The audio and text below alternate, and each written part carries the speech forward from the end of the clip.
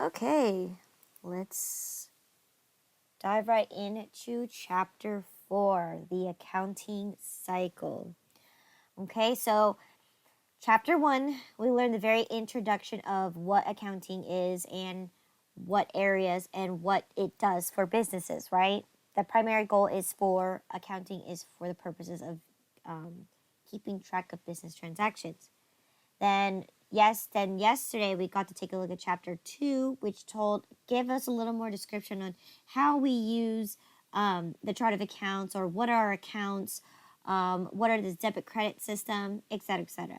And then chapter 3, this is where we applied our knowledge, where we take the debits and credit system and we put it in a journal. We properly learned how to journalize.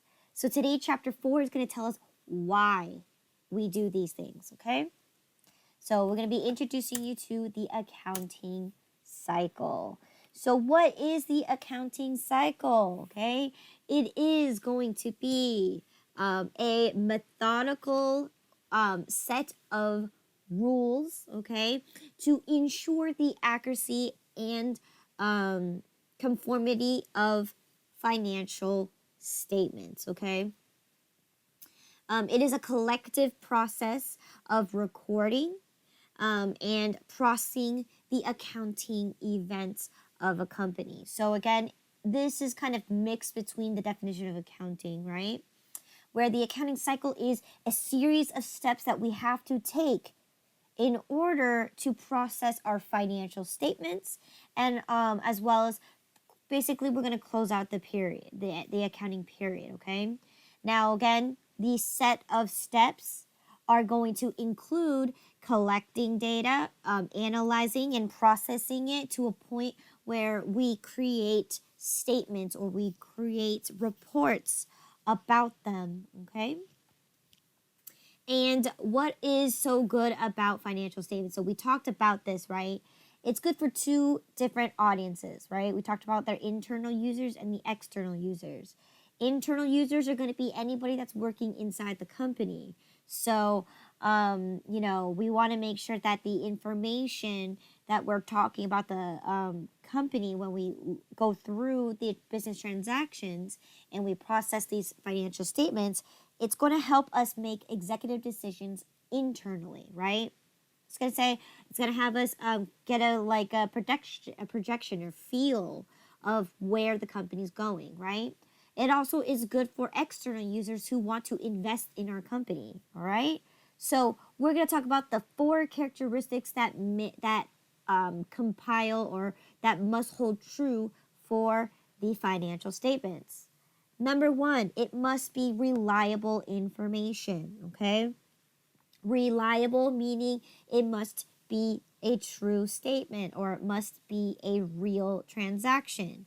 And the reason why we need our financial statements to be reliable is because that information is reflecting what happened in the business when they do company transactions.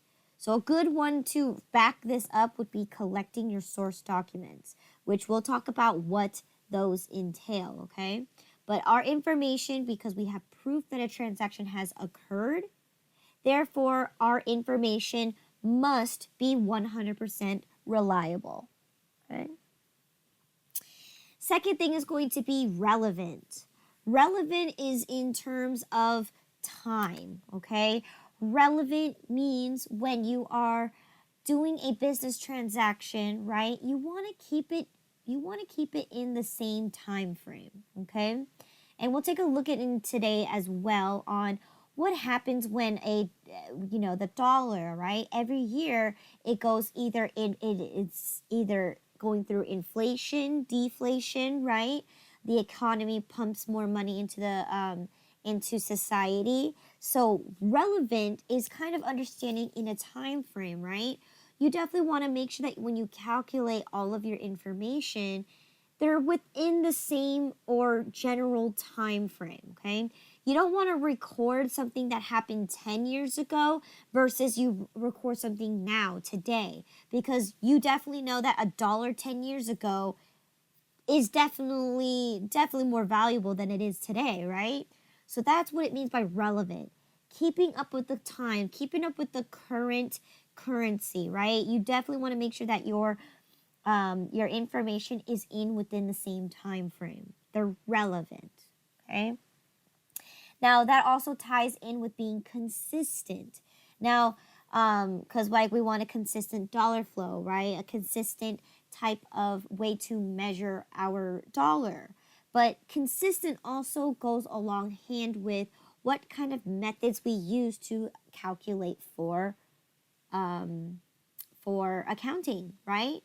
In this class, I will show you multiple ways to do a transaction. So yesterday, we took a look at how to correct a journal entry.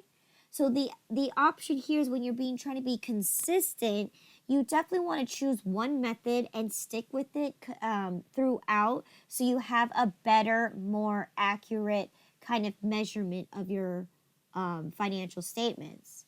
So for example, right, we're going to talk about cash versus accrual basis. If I go from a cash basis and I switch to accrual basis and then I switch back to a cash basis, right, I'm never going to have a consistent profit or loss report, because it's going to be showing what I actually earned and what I could have earned, right? It's not going to be consistent, right?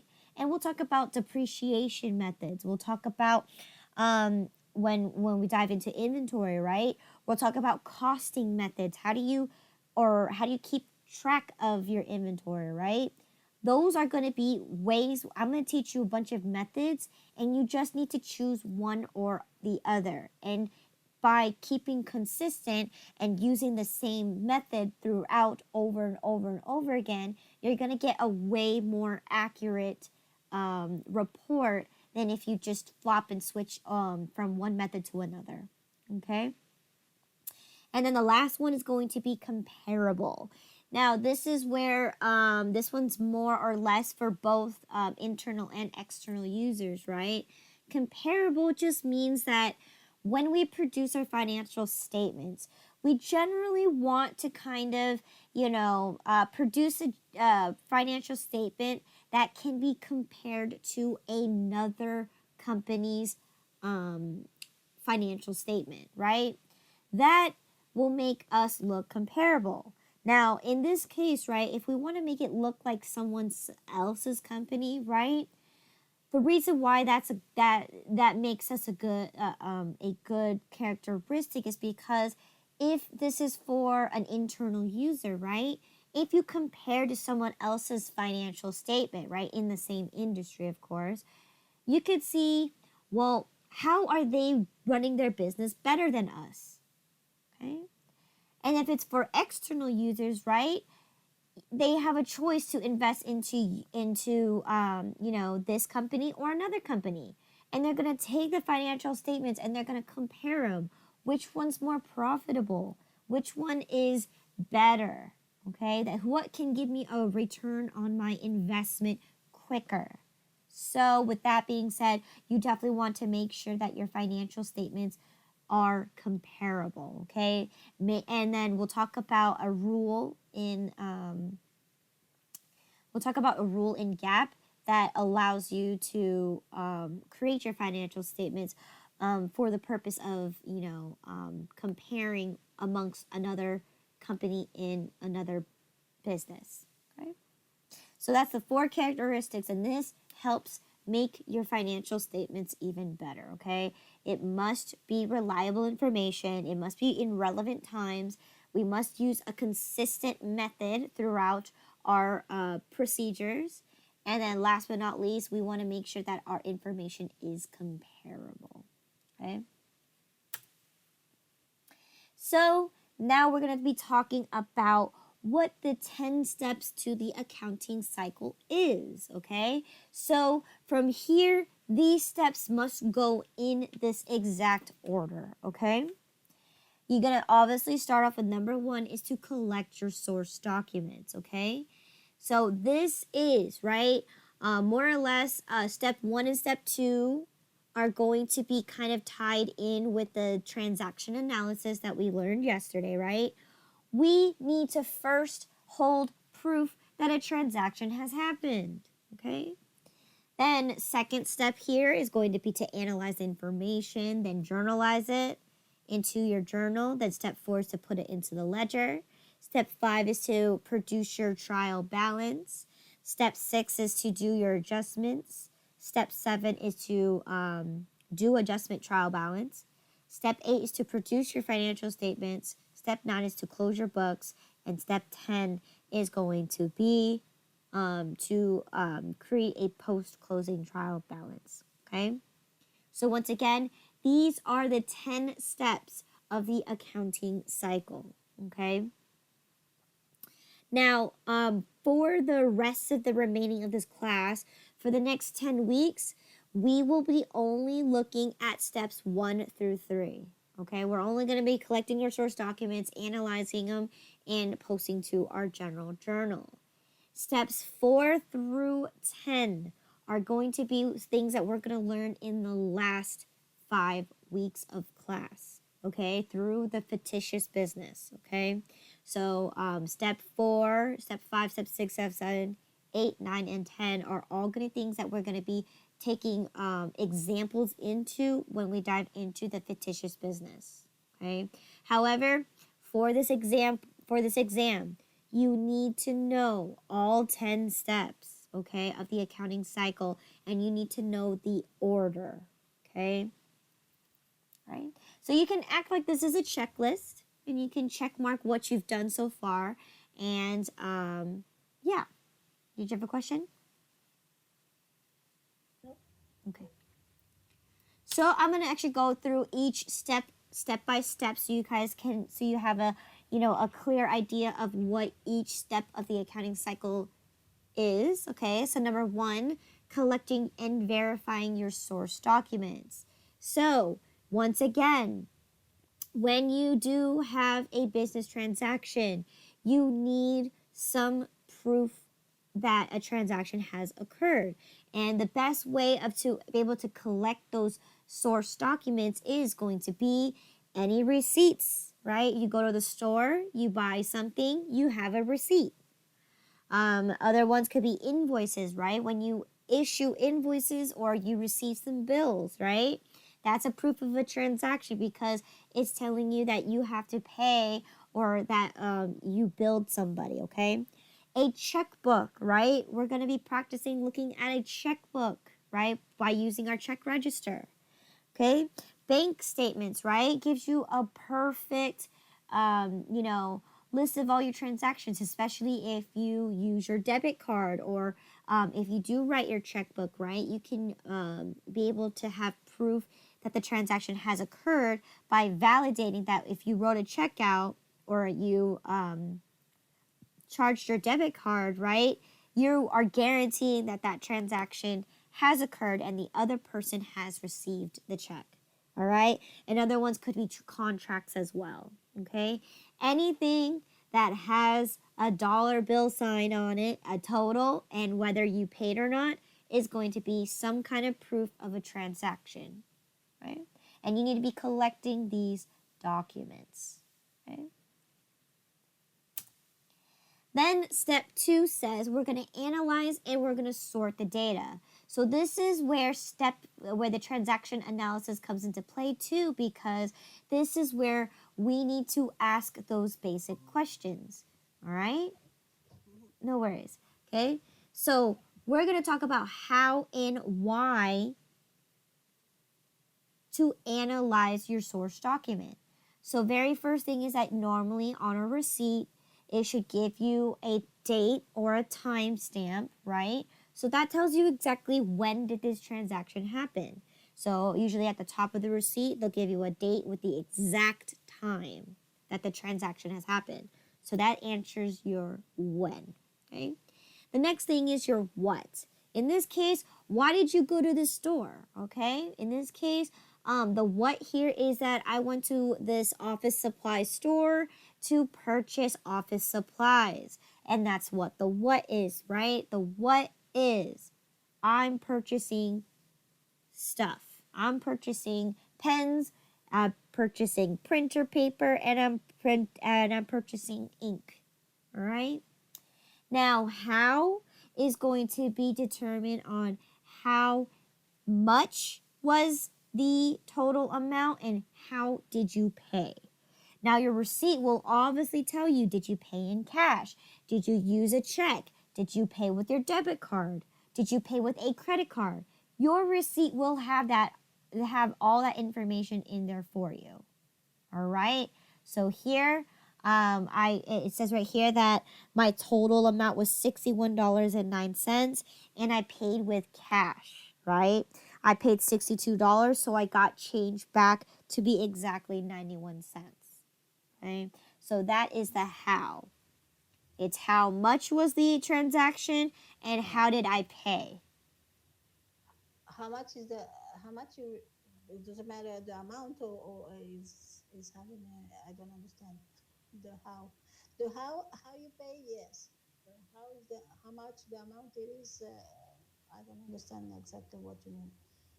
Okay, on a receipt, how do you know how much you have to Yes. pay? Oh, okay.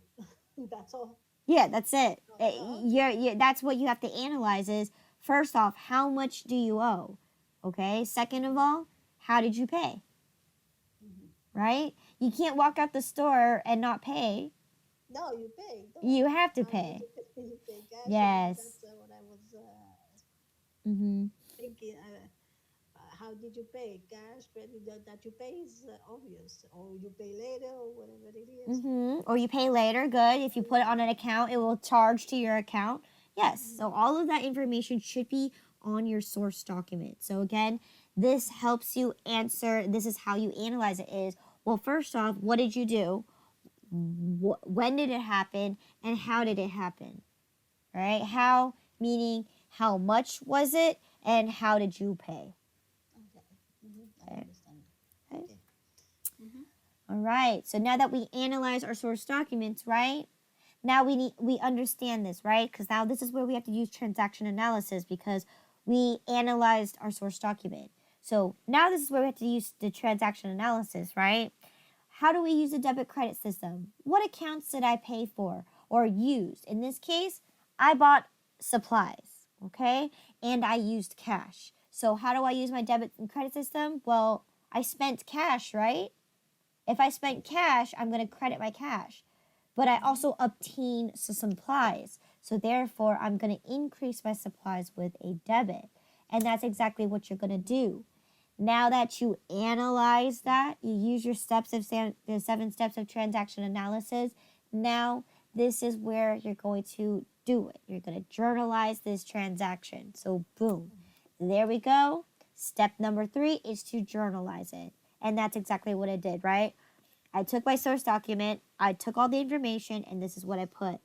I have on June 6th, I purchased office supplies for $61.09 and I paid with cash. Mm-hmm. Okay? Correct. Yep. Okay? Straightforward. Okay? Once we do that, right, the next step is to post it to your general ledger. So we briefly went over this yesterday too, right? Your general ledger is going to give you your account balance information, right? In each account that you are looking at, right? So in this case, I used my cash account, right? In this case, I started my bank account with $2,000, but I spent some of those cash by purchasing $61.09 worth of supplies. So in this case, now I have a total of cash is $1,938.91 because, right? First here is I started out with $2,000 and I spent $61.09, which now brings me down to only $1,938, right? Straightforward. Okay. Here, I just purchased office supplies for the very first time. So here, I purchased office supplies for $61.09. So therefore, my balance is going to be $61.09. Okay. So that's posting to the general ledger. Updating your accounts because number one thing that you should always consider when you're doing the general ledger is if you don't want to update the rest of the accounts, at least update one. And the most important one is going to be your cash or your checking account, because you always should know how much money do you have every time you spend money. You always should do that, just so that you don't accidentally write any faulty checks, or you don't overdraft your bank by pulling out too much, right? You want to make sure you have enough money in your bank at all times. Then once you've done that, you've gone through all the events and stuff like that, the step 5 is going to be creating your trial balance, okay? This is where we take our ledger, right, which has a list of every single account that exists in our chart of accounts or for the company, right? And since they all have account balances, what we're going to do is we're going to take all of those accounts, put them in this table here, and we're going to compare our debits to our credits, okay? So for example, right, I had a debit balance in my cash account, and I have a debit balance here in my office supplies account because they're my assets, right? I've increased them using a debit. So therefore, on my trial balance right here for office supplies, it shows that I should have $61.09. So again, the general ledger has all the account balances. Your trial balance is just going to list out every single account that exists, and you're going to compare the total number of debits to your total number of credits. And this is where, to ensure the accuracy of our accounting, if our debits equal our credits, then we did good. So at the end of a given accounting period, or the end of every time you do your trial balance, you must have your total debits equal your total credits. If they do not equal, then you made either a mistake in the journal, or maybe you made a mistake transferring the information from the journal to the ledger. Okay? So all that information, right? Everything builds upon another. So you need to have your journal to be correct in order for have your ledger to be correct, in order to have your trial balance be correct. Okay? So once again, we're going to take a list of every single account in our general ledger, list them out here according to all the assets, all the liabilities, all the equity, all the revenues, and all the expenses. And we're going to test to see if your total debits equal your total credits. And if they do, we did good. Okay? So that's the goal here. We're testing if your total debits equal your total credits. Okay? Then we move on to step number 6. So once we've completed our trial balance, right, depending on what our accounting period is, which we'll talk about in a few minutes here. Once we reach the end, and we're about to process the rest of our financial information, right, we need to do what's called our adjustments. Okay, so what the adjustments are is at the end of any given period, you must adjust your accounts accordingly. So, for example, right here, examples could be periodic inventory, right? We'll talk about that in chapter 5, right? When we need to do a conversion entry, we need to convert our stuff into inventory, right? Depreciation, right? We talked about this in QuickBooks. Depreciation is where we adjust the value of our assets because we use our assets during the business. So we need to make sure that we need to calculate how much we actually used our fixed assets. Okay, amortization is going to be known for our intangible assets. We'll take a look in chapter 11. Right? Then we have supplies expense. Now, what is the difference between office supplies and office supplies expense? So, office supplies is when we purchase our office supplies, right? We own them. Okay. Now, if it's the same idea, if we bought a machine, right, but we need to calculate for how much we used, that's going to be considered a depreciation expense. So same idea here. An office supplies expense means, well, you can't expect you to you can't purchase supplies and expect not to use them. The idea is you bought those supplies in purpose to use them. So the best way to measure how much we used is going to create an office supplies expense, which is usually done at the end of a given period. So again, it's adjustment entry to this, okay? Other things are going to be cost of material and bad debt expense. Bad debt expense is when we allow our customers, right, to owe us money and they turn around and say, oh, I cannot pay you anymore, or I filed for bankruptcy, or right now I lost my job. I cannot pay for you right now, but I can pay you later, right? So for any situation that you end up letting people owe you money, you do need to remember that there's a potential of you not ever receiving that money. Okay, and that's called bad debt, which we also took a look in QuickBooks, right? When a customer refuses to pay, or when a customer can't afford to pay, so you must adjust your accounts receivable by taking out the amount of bad debt that they can't pay us. So here in the example here, right, we said that we used a total of $50 of our office supplies, right, out of the $61.09. And we also purchased something here.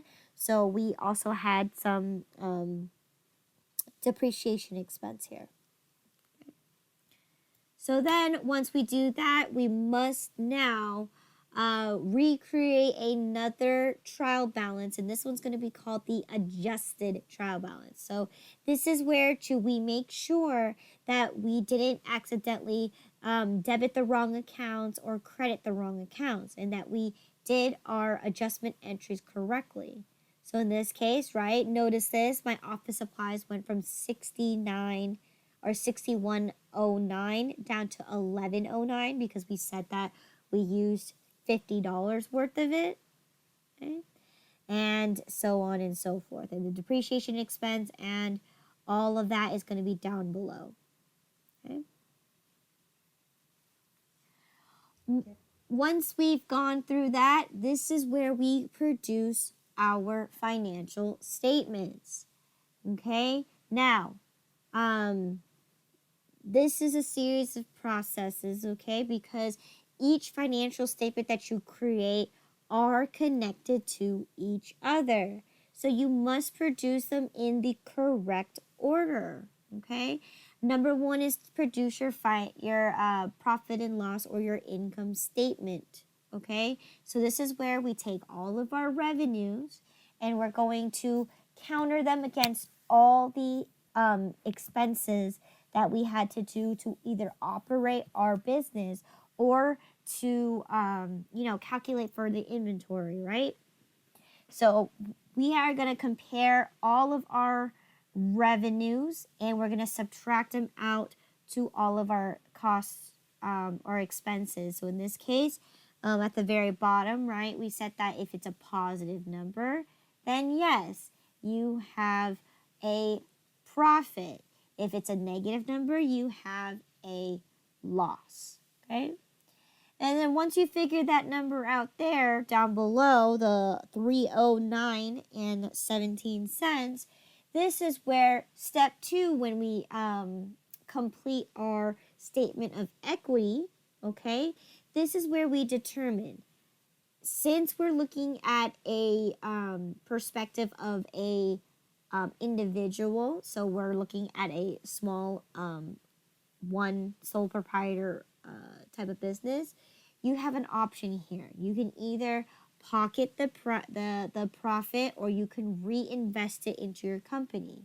And in this case, if you reinvest it into your company, that's where the statement of equity is going to say, well, what did you start with the equity, and are you going to increase it by a net income, or are you going to decrease it by a net loss? Did you take any money out from the company? Right? Yes, we did. No, we didn't. Right? And then if we added any capital contribution. So in this case, my window is pretty straightforward. I'm going to reinvest the $309.17 back into my company. So then now my net worth, my equity, is no longer $2,000. It is now $2,309.17.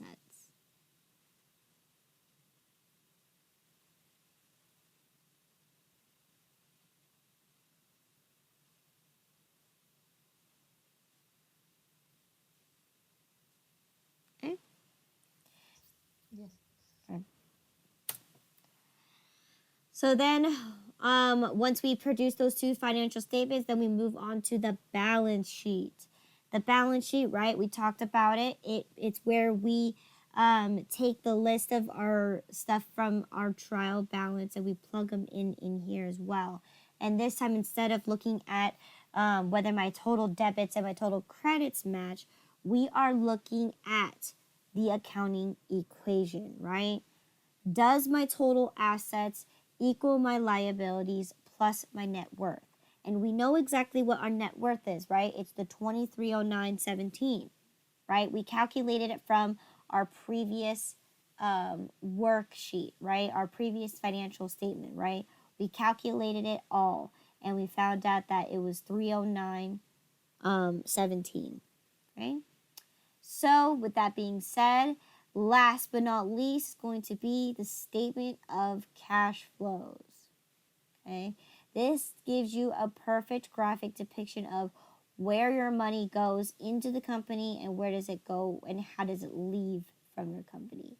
So, again, statement of cash flows is going to be more in regards to cash kind of basis, okay, right? Because we're really looking at how much cash did we actually receive from our customers? How much cash are we actually generating in the business versus anything that's on an account? Because we never actually we never receive the cash. They owe us the money, right? So in this case, we're looking at how much actual cash is flowing in and out from the company. And you should get your balance to be at the very end a total of 1203.17.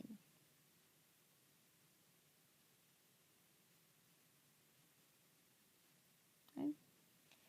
So there you go. We do all four financial statements, right? There's only four. Okay. Mm-hmm. Yeah. Then we have to do now our closing. We're going to close the books.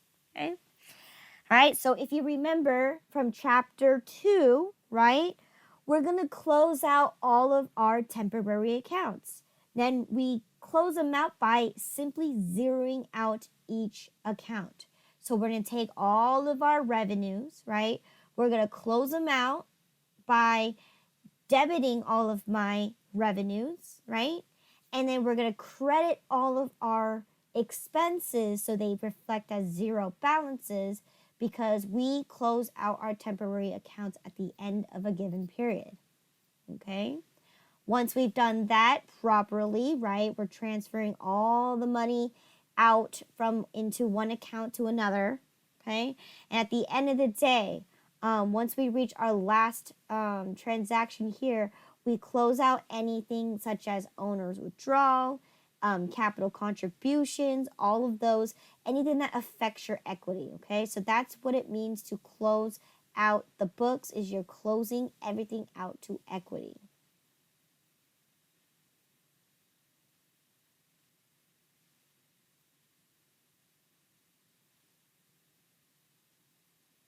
Okay, and then once we've done that, that was step number 9.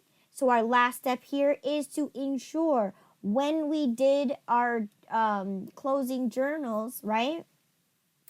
Did we make a mistake anytime between there, whether we debited the account wrong or credit the account wrong? Our end goal here is to always have our total debits match our total credits, which is step number 10. And once you've successfully done that, you close out your books and everything. That's where you're going to complete this one last time to ensure that you didn't make any mistakes here. And that's it. That is the 10 steps to complete the accounting cycle. Okay. Okay, we're gonna get there. Now Yes, we're well, gonna get yeah. confidential. Yeah, so now this is where QuickBooks is going to make a lot more sense now, because this is what that one chapter, the adjustments chapter, chapter 14, this is exactly what it's talking about. And here we're going to see how to manually do it hand by hand. And then now that we know how to use QuickBooks, and QuickBooks does all the stuff for us automatically, Yep.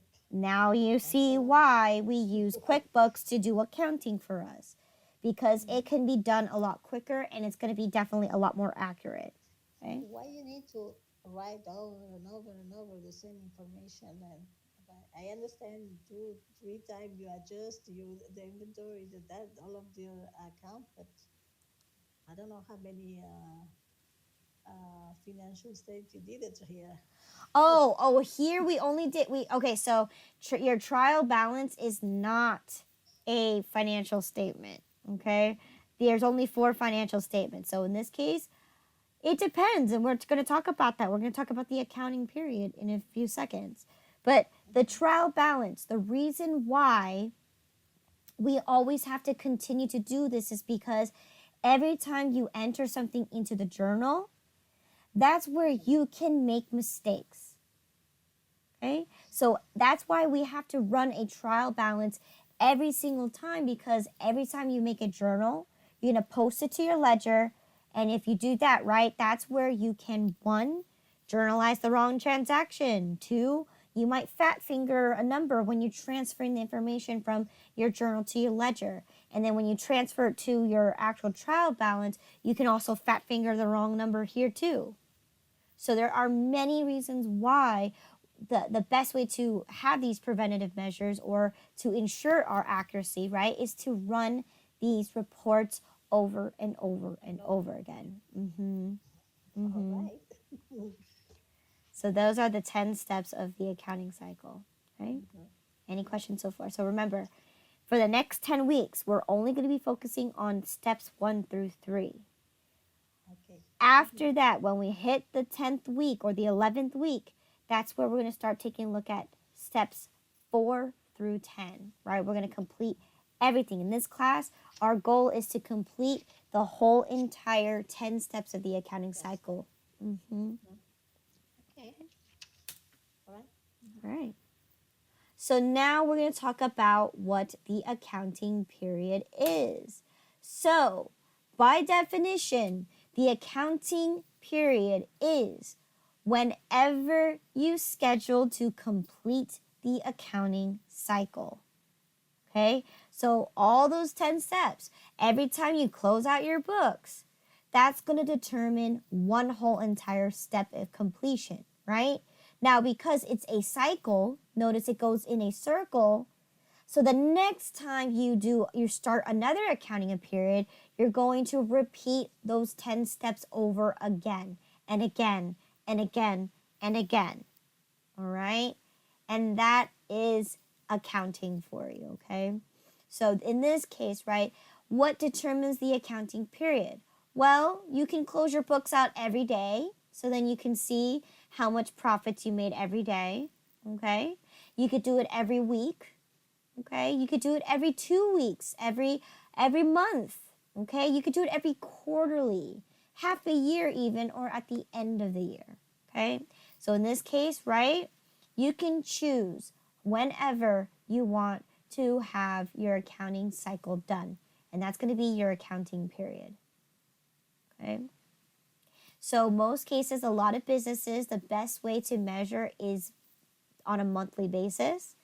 Major corporations, really normally they would release quarterly statements. And then if you're a very, very, very, very, very small kind of business, you know, the maximum you can do is once a year. But, you know, if you're a small business that doesn't have that many transactions, once a year would be probably best fit for you. Okay. Now, again, seeing how long that accounting cycle is, you would determine what would be best fit for your company, right? If you're something like Uber, right, who needs to, process their paperwork and also pay their employees at the end of every day, then every day you're going to have a daily report. Okay? And they usually do it for individuals that want to get paid at the end of the day. They just run the report saying how much of income did they do, how much expenses, so car expenses, rental expenses, gas, all that jazz. And then they run their reports every day, especially when they have to pay them at the end of the day. Okay, so those are just examples of what I'm just throwing out there, right? But typically monthly or quarterly or annually would be your more common ones that you would normally see. Okay. And then the bottom half here tells us, okay, well, when we start our accounting period, we can choose to start our accounting period whenever we want. Okay. Now, the purpose of having the calendar year versus a fiscal year is going to be based on when is it appropriate for you to file your taxes, right? Since you have to do it at the end of every year anyway, file your taxes, right? Which one's going to be best worked for you? Okay, because this is also going to be when you actually start your accounting period and when do you end your accounting period, because the accounting period is going to be a 12 consecutive 12 consecutive months. Okay. Or in this case, right, the accounting period is based on how many times you're going to complete the accounting cycle, right?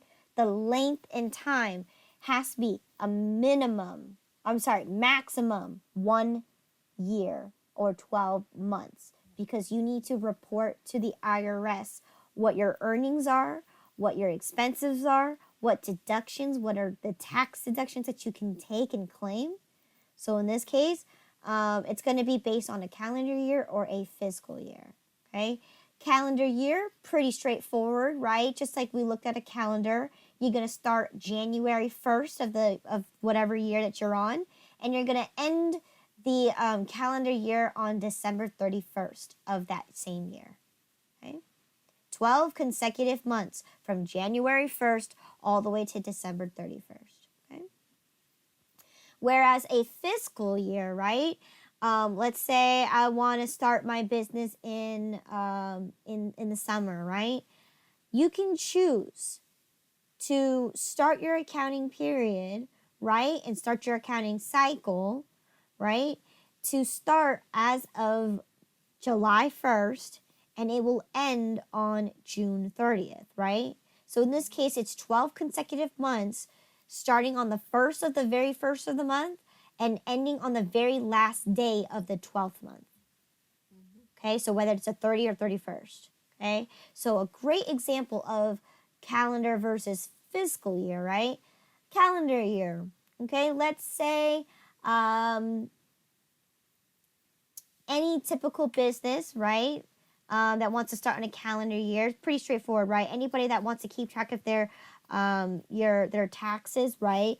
They are usually more busier during the spring, summer, and fall seasons. Where winter, they are less likely to be to have a lot of transactions there. So they're more likely to go for a calendar year, because then they can process all the paperwork in December.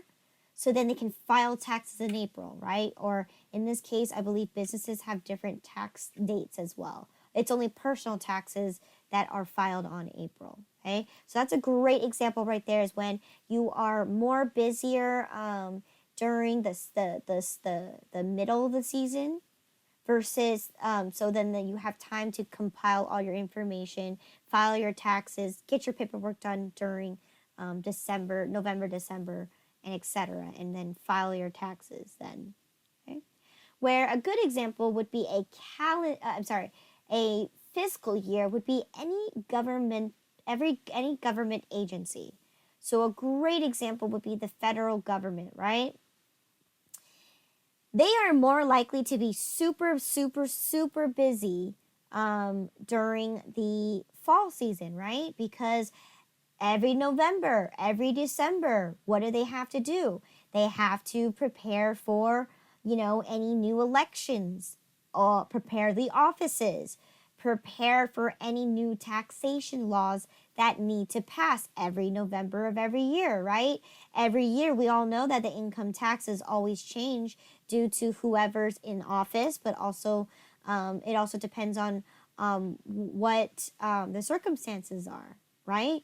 Tax changes every year, and it's effective every December 1st, I believe. So they always have the tax get approved by November, mid-November, and so it's effective for the next following year. So in this case, they're way, way busy over in November, December, that they do not have time to compile their financial information, right? Where over the summer, right, there's not much left except for budgeting. There's usually no rules or laws that pass during the summer or the spring or anything like that. The only thing that's usually happens is it's the busiest time of year in April because of taxation season.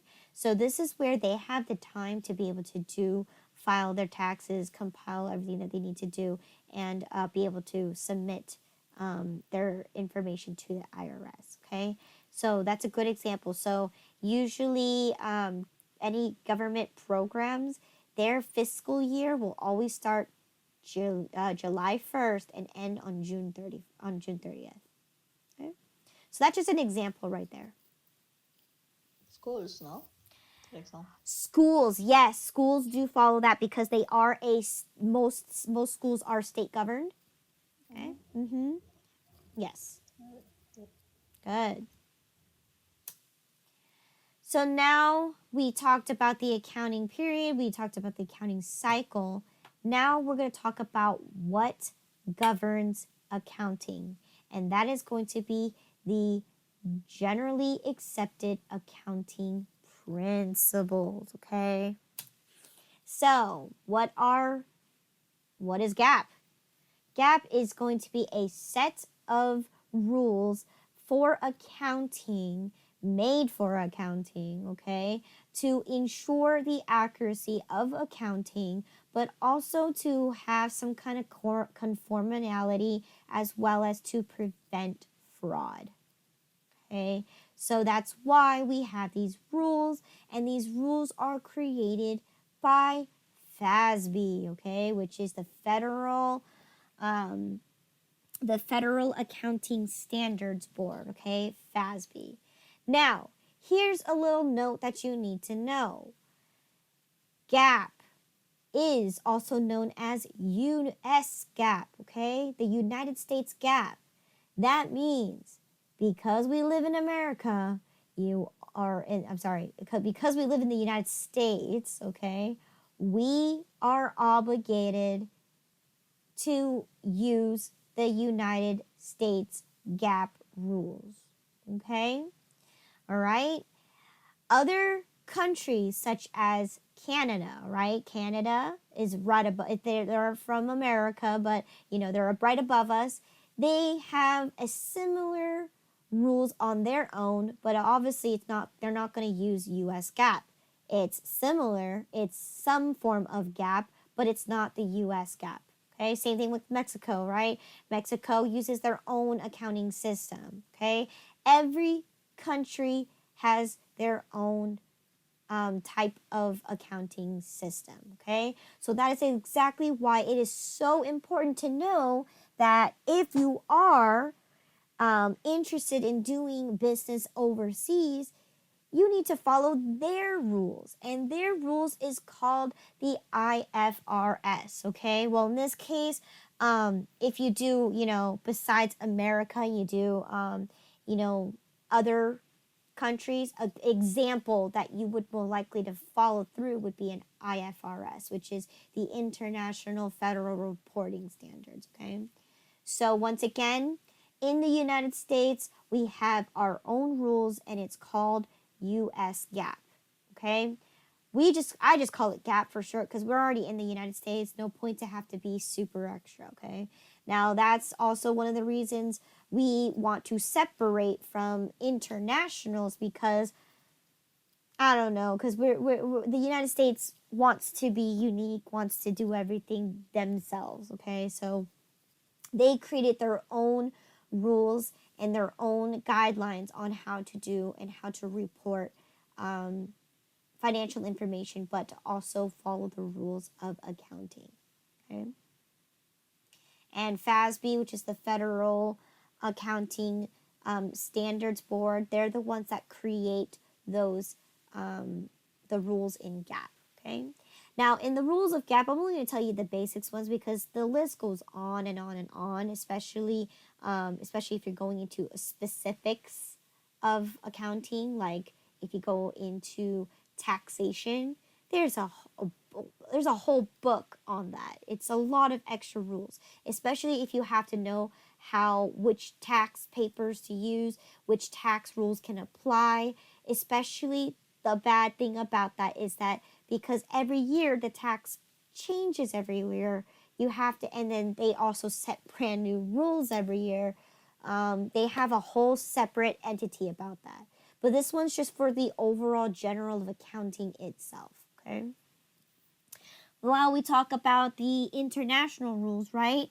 The other greater one that is more relevant, I guess, if you do any business overseas, whether it's in Europe or other foreign countries out there. Europe, they are going to be using the IFRS, which is the International Financial Reporting Standards, or IFRS. So they use their own set of rules, okay? And of course, ISB, which is the International Accounting Standards Board, they're the one that created those rules. And it's founded in London, England, okay? Now, again, this one is more widely used for any European countries. So anything that's in Europe, whether it's France, Germany, they all use IFRS, okay? Now, other countries such as, Southeast Asian countries or just Asia countries or Africa or even South America, they all use a different one. So again, depending on where you're doing your business on, if you want to open up a shop in Germany, you're going to be using IFRS. If you're going to open up a shop in Japan or something like that, you're going to be using a different accounting reporting standards, okay? Some kind of rules that they have, okay? So once again, those are the differences here. There has been in works, and this is when I was back in school. I was in school back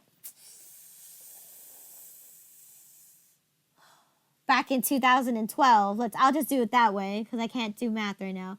Back in 2012, when I started taking accounting classes, that's when I learned that there was a possibility of the works of combining the rules for the IFRS and the United States GAAP. It is fast forward 2021 and nothing has changed. Okay? So right now, it's still in the works of trying to find some kind of common ground, but it's just how different our rules and our regulations are that, it's hard to find a common ground when you're trying to do this, but this doesn't apply to international, and then maybe international doesn't apply to the United States. Okay? So, yes. Any questions in regards to who creates the United States GAAP? Nope. Good, right? You don't really... all this stuff you can look up on the website or on the internet, right? I'm not going to test you on knowing who created it. I'm going to test you on the actual rules here, okay? Sure. In United States. In the United States, yes. The GAAP. Yes, GAAP. Okay, I Okay. get it. All right. So, very, very first rules here is going to be your assumptions, okay? All right, so I'm going to go through each and every single one. So number one, okay, we have the business or economic entity, okay, which states that, okay, as a business, you should record your separate transactions from business versus personal, okay? So this is where you were asking earlier, how do you know what the difference is between personal, or can you use your business credit card for a personal transaction? No. This is where Acct tells you the assumption here is if you are doing a business, you must determine, you must make a decision which transaction is going to be for a business and which one's going to be for personal, okay? And again, you know, United States Acct is going to be boggling down really hard on you if you try to write off a lot of your personal expenses as a business expense, okay? There's, some people can get by with it, but it's kind of very tricky to try to cheat the government, okay? Now, a best example of the business economic entity is to go ahead and open up your own business banking check account, okay? Your own bank account for one for your business transactions and one for your personal, right? Even though your name is going to be attached to it, at least you have a separate business bank account that is separate from your actual personal bank account, okay? And that makes it more easier for you to record, right? You have two choices: use your business credit card or use your personal debit card, right? Straightforward, pretty easy. And this is one of the easier things to understand because once again, not just you the only the only option you have here is that you can use the business to write off as a personal tax. That's it. Okay? Because that's your personal taxes. That has nothing to do with the business taxes, right? You can't write off personal taxes off of your business taxes. No, you can't. It doesn't work that way. So that's what this first assumption is, that you must create or differentiate the difference between a business transaction and a personal transaction, and you need to find a way to be able to record those transactions separately. And the best way is to have a separate banking account. Another one could be getting a employee identification number, right? So then you can file your taxes separately as a personal tax versus a business tax, okay? Next one I'm going to talk about here is going to be the going concern, okay? So the assumption here is that the definition here is that you will continue to do business as usual, even if there is a foreseen foreclosure or something's going to go happen to the business, right? You will still continue to carry out the operations, right? That's the assumption here.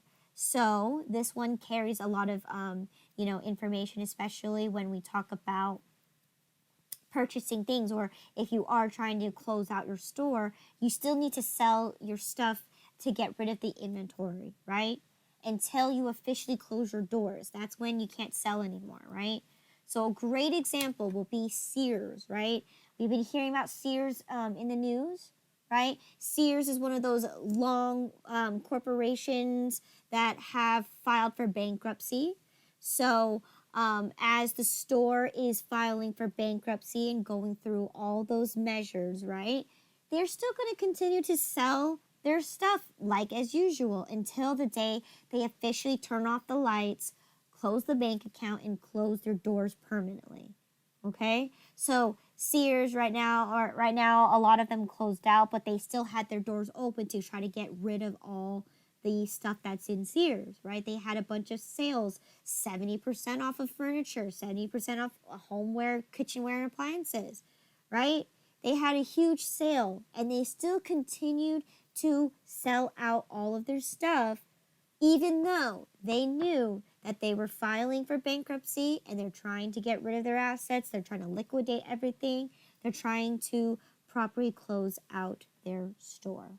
Okay, so that is a great example of the going concern assumption here is that you will still continue, even though you know that you're going to close, to continue your business operations until you officially close your doors. Any questions there? No, Okay. I didn't know that Sears is closing. They definitely, yeah, they just closed it here at the what's it called? What's that mall called here at Summerlin? That mall. That mall. I know there is all of the stores there. I don't know Actually no, I think town center. The no town. What was it? no, actually I think that Sears still exists. If I'm not mistaken. No, that's J.C. Penney. J.C. Penney's been going through a lot too, right? They've been on and off filing for bankruptcy. Then a company saved them. So J.C. Penney, Sears. I know in California, Forever 21 was also one of those examples. They still run their business online, but I believe they just, a good one too would be Toys R Us, right? Did you hear about that one about Toys R Us? I believe last year they filed for bankruptcy. Last year, yeah, and then, they closed, but then some company bought them out and they just reopened like a few store locations. But yes, that's a great example, right? They're still going to sell their stuff until they close their doors. Right? That's the going concern. Okay. All right, I'm going to move on to the right side here because this one's number 3 here. Number 3 is going to be monetary assumption. Now, this one is broken down into 3 more sections, okay? So all 3 of these are going to be part of the monetary assumption right here. First one is that you need to have some kind of monetary unit, okay? And of course, we live in the United States, so that means our means of having a monetary unit is going to be the US dollar, okay? Now, yes, right now we are looking at cryptocurrency as part of our type of currency that we accept in the United States. But no matter what, even if you have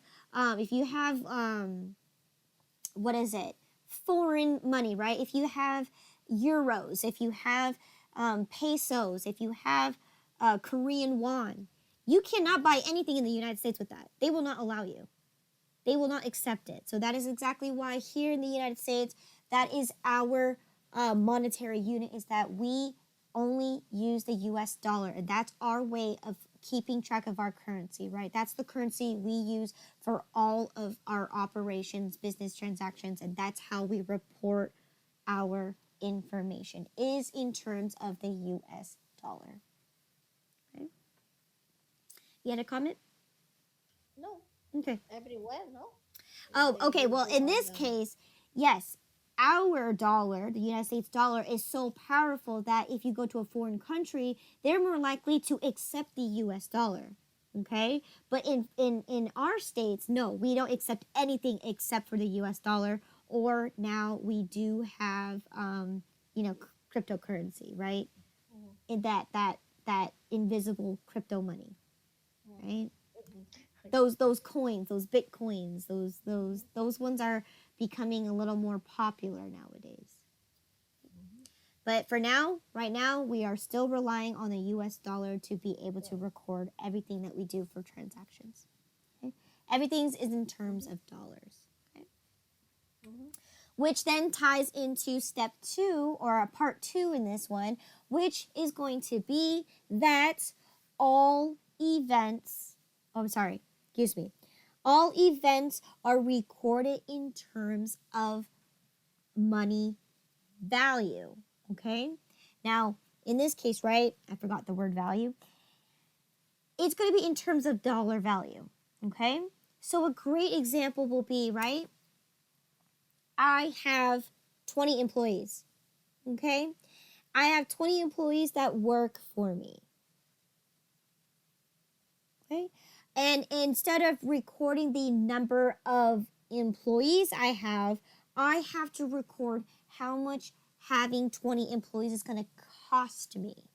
So in this case, I'm not this goes for the journal too, okay? I'm not going to put in my journal that I have 20 employees. I need to record it in terms of dollar value. How much is it going to cost me in grand total to have all 20 employees? Okay? That is what the monetary assumption does here, is that you have to, in terms of dollar value, right? We need to record as a lump sum. So yesterday, we did an example, right? I purchased 100 toys. That's not what I journalized. I journalized that I spent $100 to get 100 toys because they cost $1 each. So that's what I mean here, is that this is what you have to do as a monetary measurement. You need to measure or record or report your transactions in terms of cost, not by quantity. Okay? And then last but not least is stable currency. So stable currency is going to be a unit of currency is stable, and costs and revenues that occur in different time periods can be safely ignored. Okay, so what does this mean? Okay, now when we talk about stable currency, right? We already automatically know that the US dollar is as stable as possible, right? Nothing, there's right now, I wrote that here, when we talk about the currency of the US dollar, it is strong. But we do know that over time, that it loses its value over time, right? So a dollar 10 years ago was definitely not a dollar the same amount as a dollar here. But the great thing about understanding that, right, 10 years ago, the dollar didn't change that much, right? It probably doubled up, or probably it went a little more than that. It's probably like 75 cents more now. That is going to be a perfect way to ignore inflation, because especially when we make predictions or projections of the future, right? If I'm going to say I'm going to do a project that's going to be $100,000, right? And I say it's going to be a 10-year project, that means in 10 years, it shouldn't drastically change. It should be about maybe a couple thousand extra, right? Because your dollar changes value over time. But at least I could still make my prediction that if I'm going to make $1,000 project, it should be more or less in 10 years, it'll be almost equivalent to $1,000. Okay?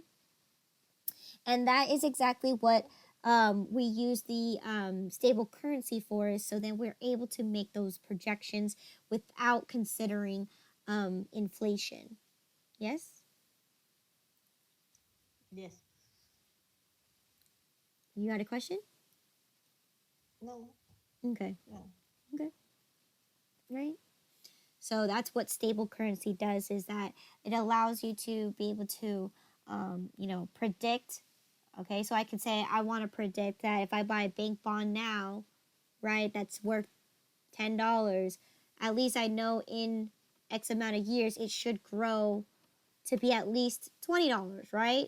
But in that case, the idea is that it, no matter what I put in there originally, that's how much I should at least get back, right? I should still get at least $10 back. Okay. Last but not least is going to be the accounting period. So this is where the United States GAAP, right, they allow us to break up our accounting periods into, what we've seen before, right? Daily, weekly, monthly, quarterly. They allow you to do that so that it makes it easier to make, to see how your business is progressing, all right? They make it that much easier by allowing you to do so, okay? So they allow you to break your accounting period, so then you're able to, do projections or to see the progress of your business. Okay? So a great example of that is that if the accounting period is going to be monthly, therefore you could do your monthly profit and loss reports to determine, well, did you make a profit this month? Did you make a loss this month? And if you draw your graph for every single month that you're doing business, you can see, well, are you progressing, or are you stable, or are you're fluctuating, going up and down, up and down, up and down? Okay, so that's exactly why they want you to be able to break it down into those accounting periods. So then instead of waiting for a whole year to find out whether you did good or not, they allow you to break it up into increments for you to kind of make those projections early on. So any questions in regards to the assumptions? Nope. Okay. Nope. Clear. Good. Right. Mm-hmm. Here is going to be the basic principles. Yes. Okay. So these ones are more so for your journals. Okay. This one is where it's strictly for your journals. Okay. I guess not strictly. I mean, these ones govern how you journalize. Very first principle is going to be your historical cost principle. Okay? This one tells you that whenever you purchase an item, purchase an asset, purchase your inventory, right? You are to record it into your books at fair market value. Okay, meaning the day that you purchase it is going to be the day that is going to be the amount that you're going to record it as. Okay. Okay. And there are exceptions to this rules, which is going to be your bank securities and inventory, which we'll talk about in chapter 10 and for inventory chapter 6. We're going to take a look at that. So in this case, right, when we purchase items, even though we understand, right, because we also understand that when we purchase our fixed assets, right, we obviously know that it's not going to hold its value over time if you continue to use the fixed asset, right? We have to depreciate it, right? Now, in this case, right, when we understand that we cannot change the value of our assets, because that's going to cause problems in our books. Okay, so a great example is if I bought a $50,000 machine, right? I have to record it in my books as $50,000. Even if I have to depreciate it all the way down to lose its value, it will not change, okay? Your books will still reflect $50,000. It is only until you decide to sell it or just to dispose of it, like get rid of it, right? That's where you have to consider, okay, well, it's definitely not going to be worth $50,000. It's definitely going to be worth significantly less depending on how much you used it, what depreciation method that you used to calculate it, and also, when you act, who are you selling it to? Okay? So in this case, right, whatever amount that we purchased it at, you have to record it at historical cost until the day that you sell it.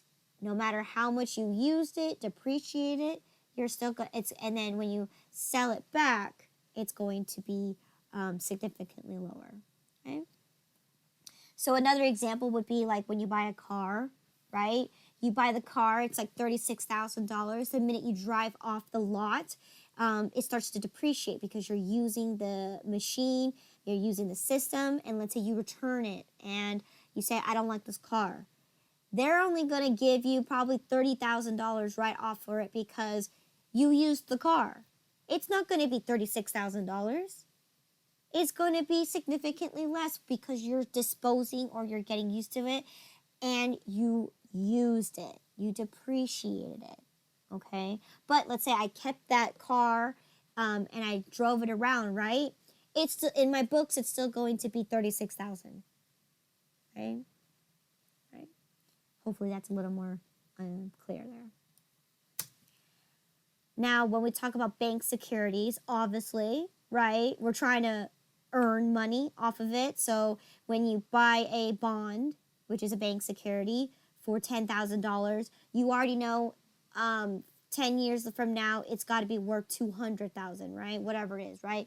That's an exception to this rule because when you redeem it, right, that's when you potentially are creating that gain out of nowhere. Okay?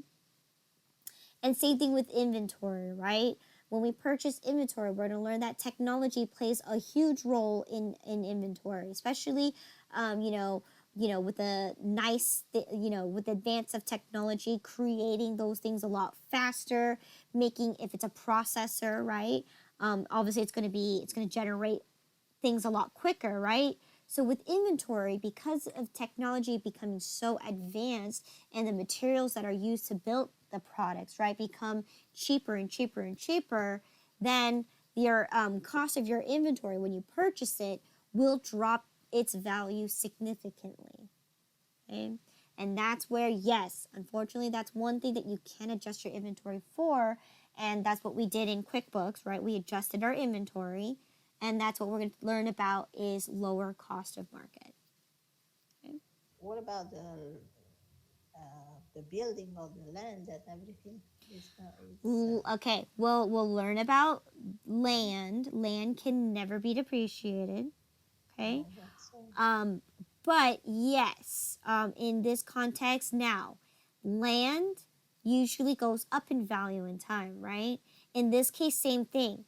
If you purchase a land for $100,000, it will stay in your books at $100,000 until you sell it. Okay, and if, let's say, you sell your land for $300,000, then that's where you record that you gained $200,000 out of it. But you're still going to say that you end up getting rid of your $100,000 asset. okay. Okay. So, Buildings, yes, buildings will are depreciable. Okay. All right. So then let's see what's next. Number 2, realization or revenue recognition. So this is where it kind of goes along the lines of accrual type base of accounting, because here it tells you that you record revenues when it has been realized or when it has been earned. Okay, meaning if I provide a product or a service, right, the minute I complete that task is where I'm going to recognize that I earned my revenue. Okay, so here's an example. Okay, recording a sale of an item, okay, or service, right? At time of sale, okay, a product has been sold, okay, and the service has been completed. That is where you're going to record it into your books because you've earned it, right? You sold the product, it's not in your store anymore. So that's going to be revenue recognition. The minute something happens, so whether you completed a service or you sold a product, it's going to be revenue that you must recognize. Okay. And that is going to go hand in hand with the matching principle, because what the matching principle says that when you've incurred that sale, right, you have to match it with the total of expenses that are associated in generating that revenue.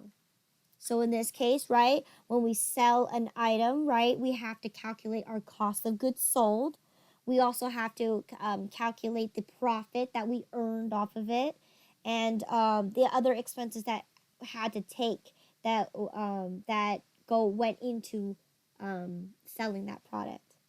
Okay, and that's going to be where you have to match it. So then, when we record it in our books, right, we know exactly how much we earned, and how much it costs me, and we're going to make sure that it equals out, because at the end of the day, that's what the matching principle does. So if I spend X amount of dollars on buying this product, I need to match it when I sell that product.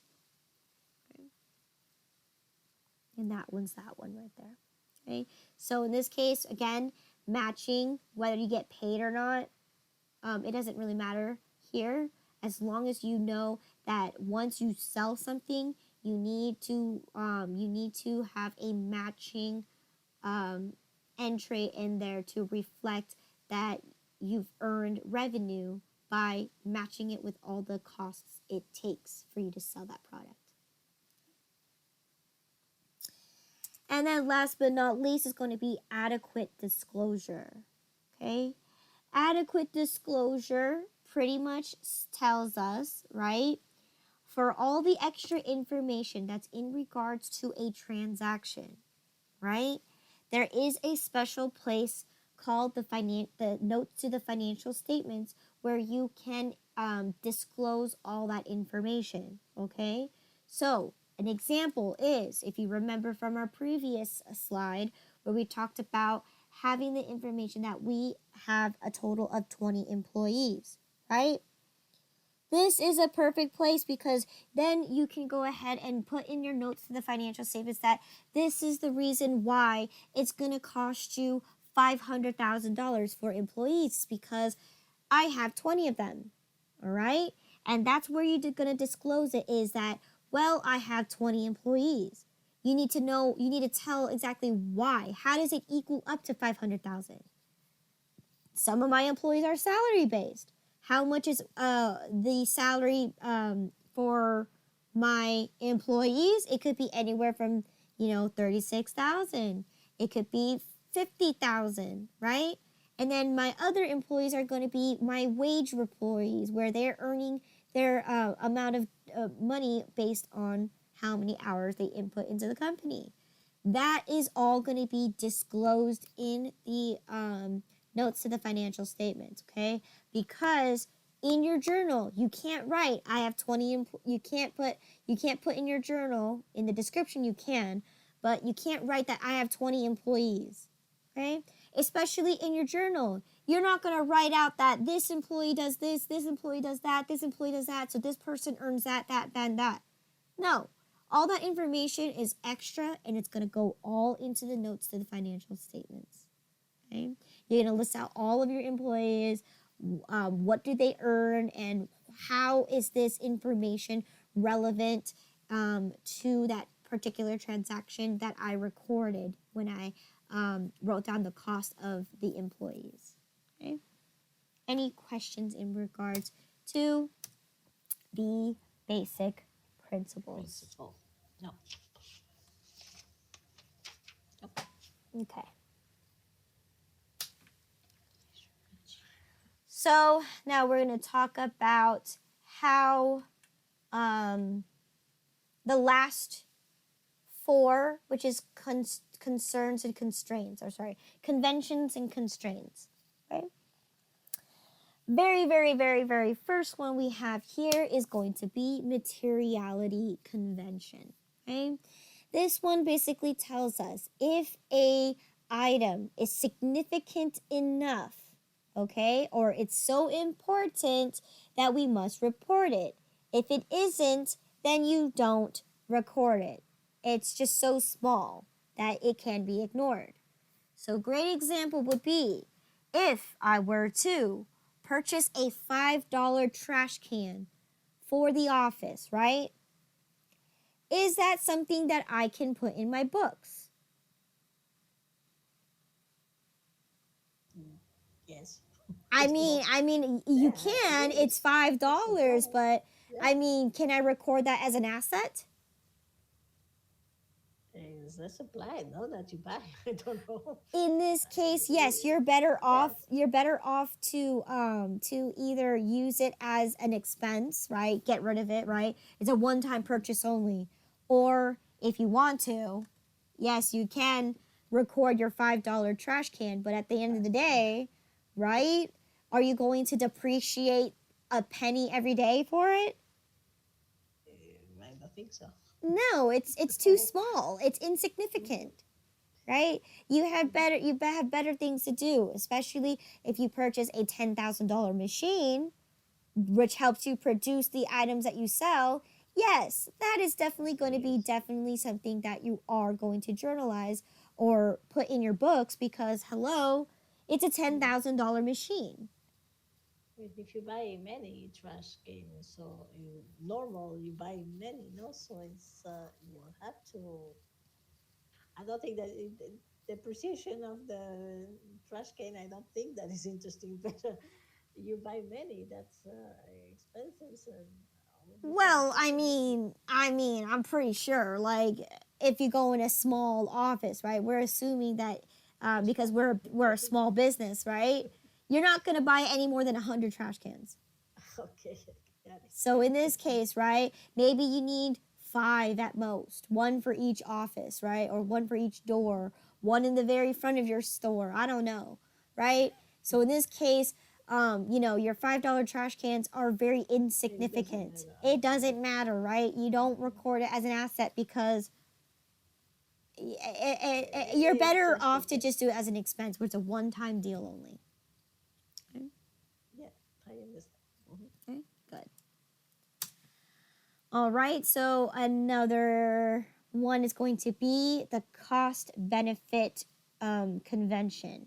Okay, so this is in regards to managerial, okay, where you have to kind of go and take a look at your decisions that you have to make, and you're going to have to compare and contrast. Is it going to be beneficial for you for the cost that it's going to cost you? Okay, so that's pretty much what this is cost benefit is where you have options, right? You're going to weigh the options out between the cost and does it benefit you. Okay? So in this case, right, we have two alternatives. Okay? First alternative is that let's say we are a t-shirt company, okay, that are selling items, right?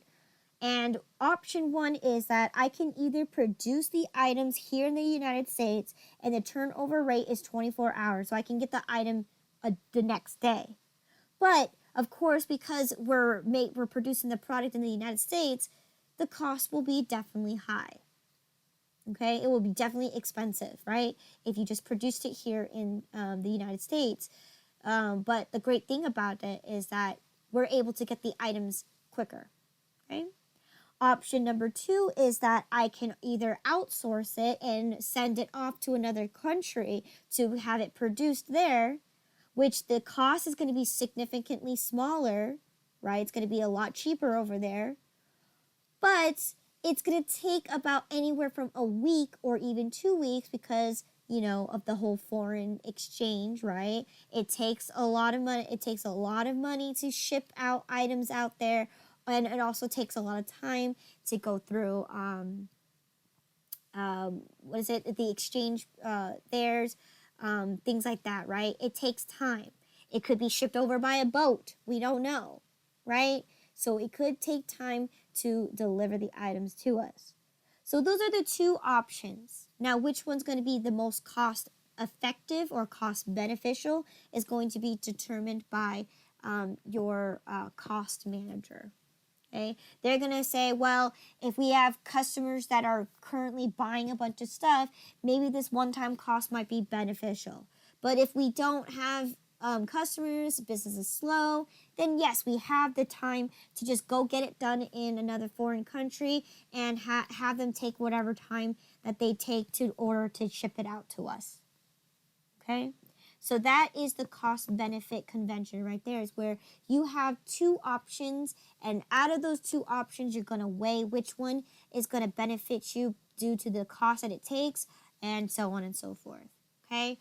And this was going to be directly related to our conservatism convention. Okay.